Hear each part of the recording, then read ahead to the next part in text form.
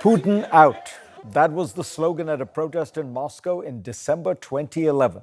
The BBC called it the biggest anti-government rally there since the fall of the Soviet Union. Prior to the rally, its organizer was a man little known outside certain Russian circles, a blogger named Alexei Navalny. He told reporters at the time that Russia was ripe for revolution and that Putin's party was one of swindlers and thieves. Over the next decade, he became known worldwide as a thorn in Putin's side. He was always seemingly being arrested or investigated or tried for one charge or another. Charges, Navalny says, were all trumped up. But he was steadfast, continuing to agitate the elite as he agitated for democracy. Then this happened. Those were Navalny's groans after being poisoned with a chemical nerve agent called Novichok. CNN and the investigative group Bellingcat found evidence that an elite Russian spy team that specialized in nerve agents had been trailing Navalny for years. 5 months after he was attacked, Navalny returned to his homeland, having mostly recovered from the attack and knowing he faced prison time in Russia for a prior conviction. He was arrested on arrival. Today, Navalny is in a maximum security prison where he is in and out of solitary confinement, has little contact with his lawyers, and can only communicate with his family by letters, many of which disappear en route to their intended recipient. He is the subject of an extraordinary documentary from CNN Films called simply Navalny. As award season approaches, the film has generated a ton of buzz, and it will air on CNN on January 14th at 9 p.m. It's also available on HBO Max. Navalny's brave daughter, Dasha, joins me now exclusively.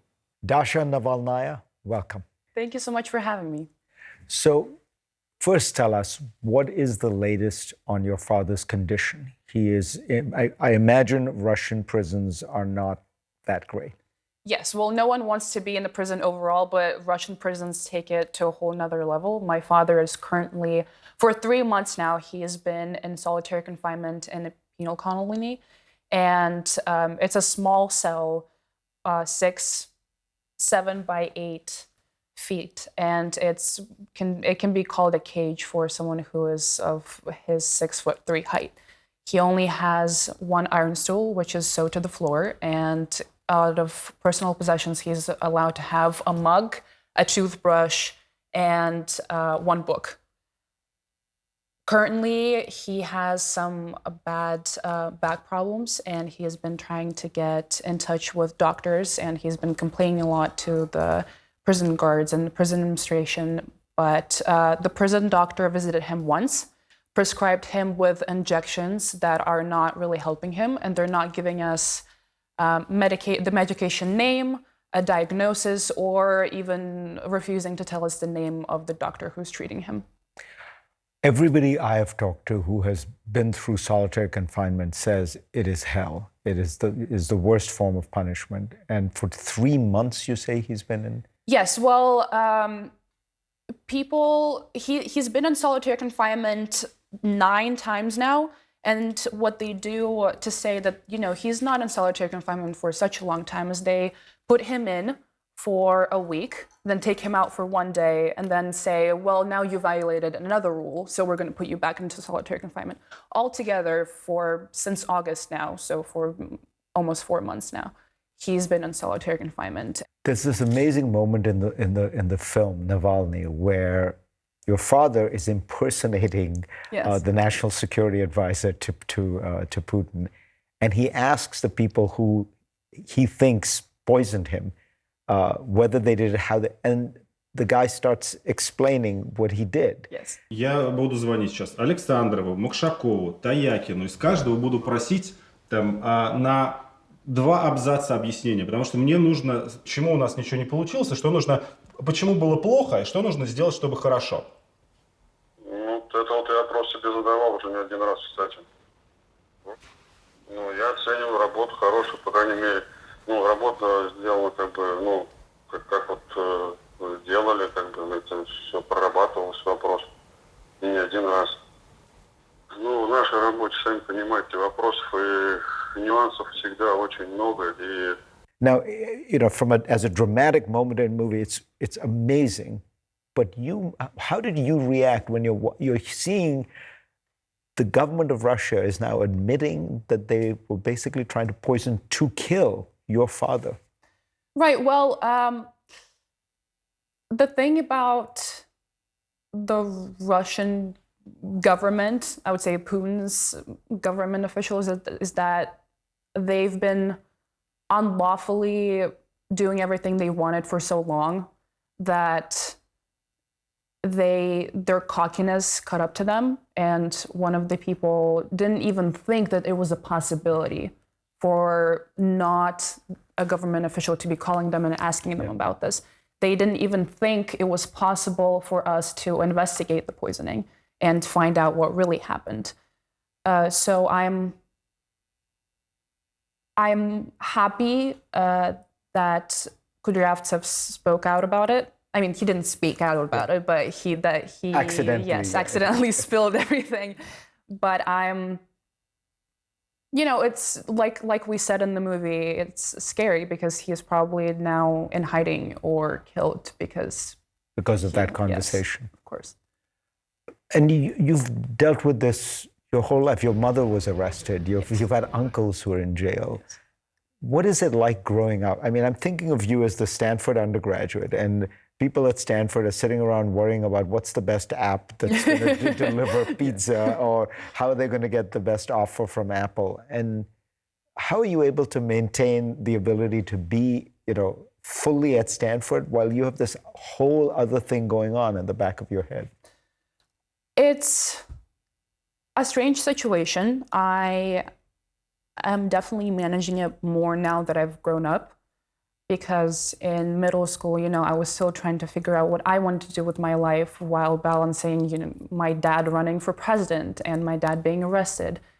But like I said before, having this incredible support system that's been around me my entire life, my grandparents who are very supportive of what my dad does, my mom who was just a champion and so compassionate and incredible, and a father who is not only a great politician, but an amazing, warm, smart dad.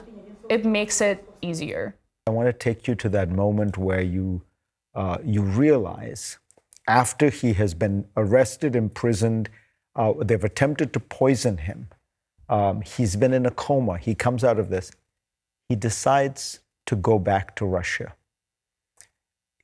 He must have realized that what's going to happen when he goes back to Russia is not good. He's going to get arrested, possibly worse. I mean, they tried to kill him just months earlier.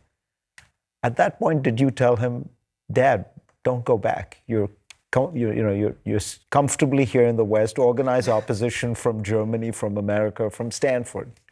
Well, of course, there was this little voice in the back of my head saying, cuff him to your hand and never let go. You want your dad being by your side. But we never had a family conversation of whether he's going to go back. It was always something that we accepted as a family. We knew that he would want to go back. He's a Russian politician. We're a Russian family. You can't do Russian politics from abroad. The last time I talked to him was a year ago on New Year's. They allowed him to have a 5-minute phone call. But you know how you've probably seen in spy movies, whenever there's a muffing sound, you know that the phone call is being taped. And for some reason, the prison administration thinks that we're going to be talking about something secretive during the phone calls on New Year's. So the whole phone call for 5 minutes, it was just going back forth with, hello, hello, can you hear me? Hello, can you hear me? And then just the muffing sound. But I'm happy that the attorneys are getting to see him. I'm definitely, that's something that's making me very happy, is that there's people who, there to see that he is not doing terribly although his prison conditions are far worse and getting worse by the day. So I doubt very much that Russian media will air this interview, but there are ways that things get around. If your father were to be watching, what would you say to him? I would say that we're there for him and that we're doing everything we can possible to get him out and change the regime and, educate people, and that we're continuing the work that he started a long time ago and that he shouldn't give up.